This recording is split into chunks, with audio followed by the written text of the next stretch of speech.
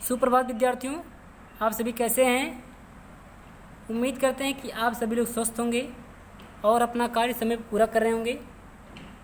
आज मैं शुभम चौधरी कृषि विद्यापीठ की तरफ से मैं आप सभी को ये जो वीडियो बनाया जा रहा है, ये आपके दूसरे अध्याय के वर्ड और मात्राएं से लिया गया है।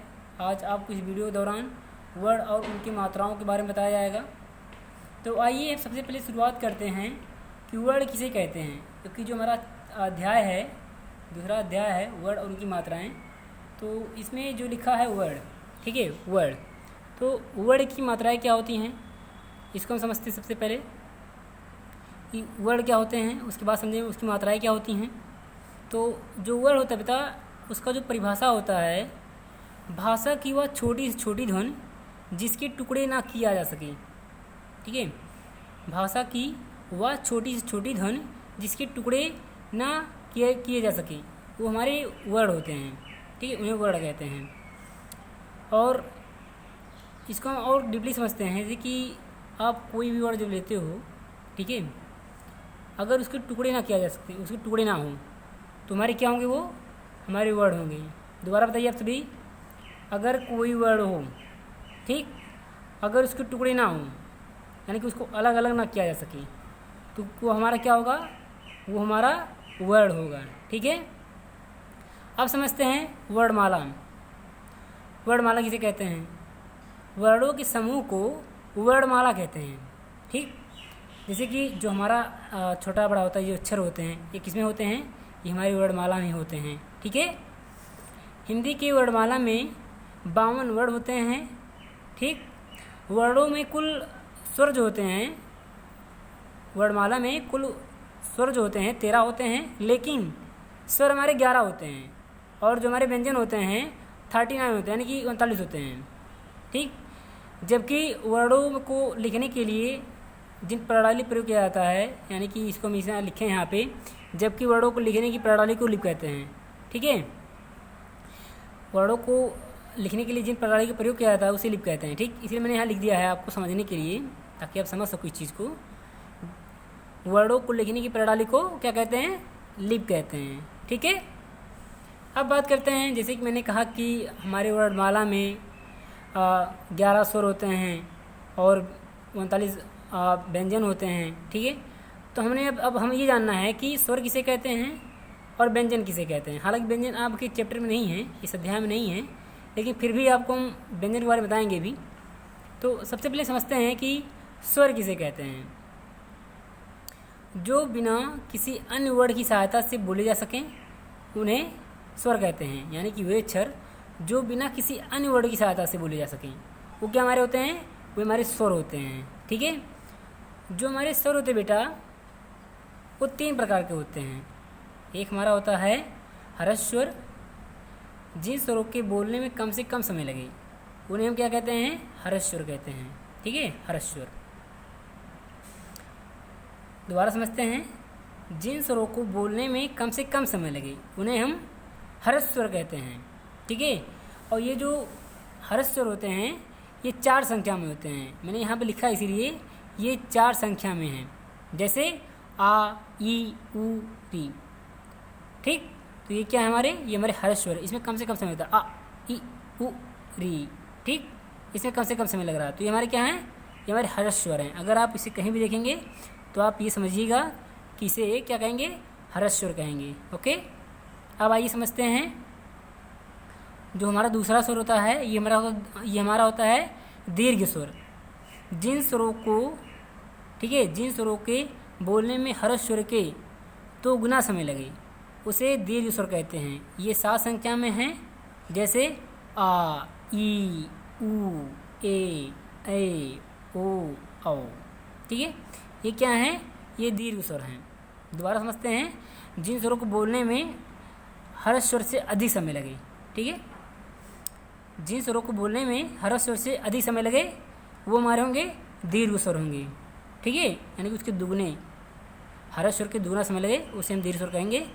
लेकिन इसको हम और आसान भाषा में समझने के लिए मैंने ये कहा कि जिन स्वरों को बोलने में हर्ष स्वर से अधिक समय लगे वो हमारे क्या होगा? दीर्घ स्वर होगा। जो हमारा तीसरा स्वर है वो होता है बेटा लुप्त स्वर। जिन स्वरों को बोलने में ह्रस्व स्वर से 3 गुना समय लगे उन्हें क्या कहेंगे? उन्हें कहेंगे प्लूस स्वर कहेंगे। जैसे ओम कहते नहीं, ओम मैंने अधिक से अधिक समय लग रहा है, इसमें दीर्घ स्वर से भी अधिक समय लग रहा है। ठीक, दोबारा समझते हैं। जिन स्वरों को बोलने में ह्रस्व स्वर से 3 गुने समय लगे उन्हें क्या कहेंगे? लुप्त स्वर कहेंगे। यानी कि हम ऐसा भी कह सकते हैं, ऐसे स्वर जिनको बोलने में दीर्घ स्वर से भी अधिक समय लगे, ठीक, वो हमारे होंगे क्या होंगे?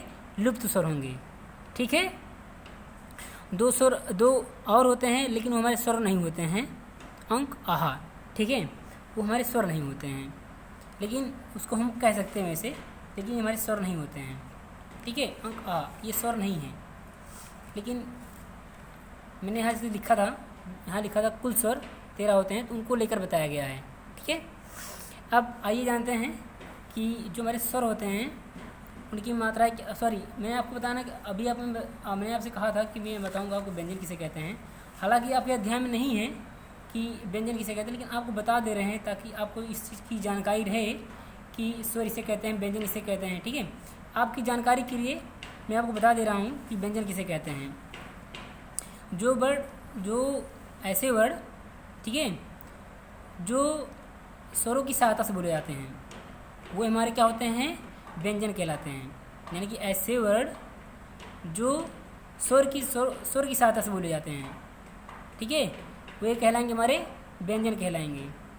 ठीक, अब व्यंजन में हमारे 3 होते हैं। एक होता है स्पर्श व्यंजन, दूसरा हमारा होता है अंतस्थ व्यंजन और तीसरा हमारा होता है उष्म व्यंजन। ठीक, ये हमारे व्यंजन होते हैं। तो अब हम सीखते हैं आगे कि जो हमारे वर्ड होते हैं, ठीक, उनकी मात्राएं क्या होती हैं, इसको हम सीखेंगे आगे। आइए सीखते हैं आगे। जैसे कि ये होता है, मैंने यहाँ लिखा है स्वर और उनकी मात्राओं को पहचानो और बोलो। ठीक है, जब हम जो हमारे स्वर होते हैं उनको जो पहचानेंगे, ठीक है, और जिनको हम बोलेंगे तो हमारे क्या होंगे? वो हमारे हैबिट में आ जाएंगे। ठीक है, उनको हम अच्छी तरीके और जान जाएंगे। जैसे कि जो हमारा स्वर हैं इसमें आ ई उ री ए ओ औ। ठीक, ये क्या हमारे ये स्वर हैं। ठीक, और ये जो हैं ये उनकी मात्राएं हैं। ठीक है, जो हमारे छोटा का मात्रा, जो छोटा होता है उसकी कोई मात्रा नहीं होती। ठीक, जो हमारा बड़ा आ होता है इसका मात्रा ऐसे होते हैं। ठीक, छोटी का मात्रा इस तरह होता है, बड़ी मात्रा इस तरह होता है, ऊ का मात्रा इस तरह होता है, बड़ा का मात्रा इस तरह होता है, और री का जो मात्रा हमारा होता है इस तरह होता है, और ए इस तरह होते हैं, और ए इस तरह होते हैं, ओ इस तरह होते हैं, औ इस तरह होते हैं। ठीक, अब आइए इनको हम शब्दों के माध्यम से जानते हैं। ठीक, जिनको शब्दों के माध्यम से कोशिश करेंगे तो ये हमारे समझ में और आएंगे। ठीक है, जैसे कि कुछ बच्चे इसमें ये समझ नहीं पाते हैं कि सर ये मात्राएं कैसे होते हैं, मैं समझ नहीं पा रहे हैं। ठीक है, तो इनको समझाने के लिए हम यहाँ कुछ शब्दों का प्रयोग करेंगे। ठीक है, तो आइए जानते हैं, यहाँ हम लिख के जानेंगे, लिख के सीखेंगे, आपको बताएंगे ताकि आपको ये चीज़ अच्छी तरीके समझ में आ जाए। ठीक, तो इसके लिए हम यहाँ कुछ वर्ड लेंगे, कुछ शब्द लेंगे, शब्दों के माध्यम से आपको समझाने की कोशिश करेंगे। जैसे कि हमारा यहाँ पहला है छोटा आ। ठीक, तो इसके क्या है, इसकी कोई मात्रा तो है नहीं, तो उसको हम क्या कर सकते हैं, जैसे कि हमको लिखना है कप।